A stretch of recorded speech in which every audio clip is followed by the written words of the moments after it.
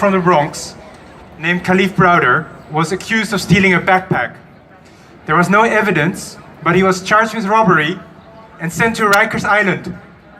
He was imprisoned for 3 years and was physically and mentally abused. 2 years after he was released, suffering from depression, Khalif Browder committed suicide. What does this have to do with science? Khalif's case highlighted many ways in which our criminal justice system is unjust and immoral. But one in particular, the New York State law to treat and try 16 and 17-year-olds by default as adults. There is overwhelming scientific evidence that this is ill-considered and counterproductive. For example, brain areas involved in decision-making and in the regulation of emotions are not fully developed in adolescence. Also, incarceration leaves lasting marks on adolescents, leading to antisocial behavior and lifelong trauma. In 2016, I helped start the Scientist Action and Advocacy Network, or SCAN. This is an NYU-based group of scientists who wanted to utilize their expertise to directly affect social change.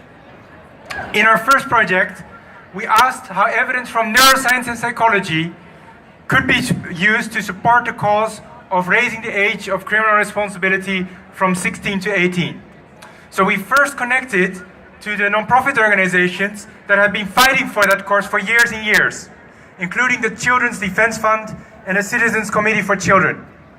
They told us that they were frequently using scientific arguments, but for lack of scientific expertise, they would sometimes rely on secondary and outdated sources. So when we understood this problem, we compiled a 5-page fact sheet that summarized primary sources concisely and in layman's terms, and that contained simple visualizations of data.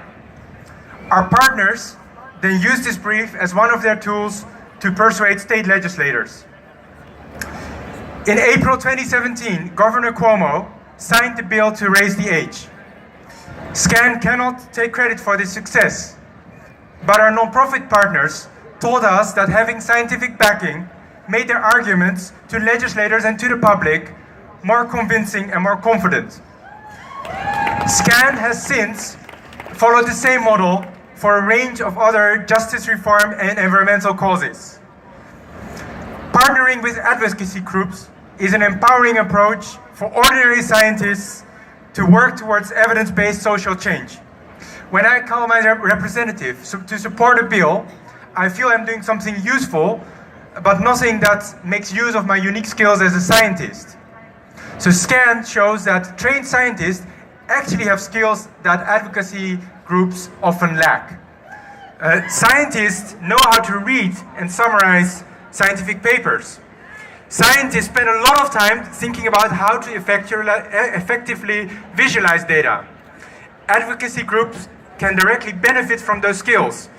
Such collaborations are also a lot of fun because you care about the same cause, but you come at it from very different angles. What's nice about this approach is that you don't have to change careers and become a policy expert.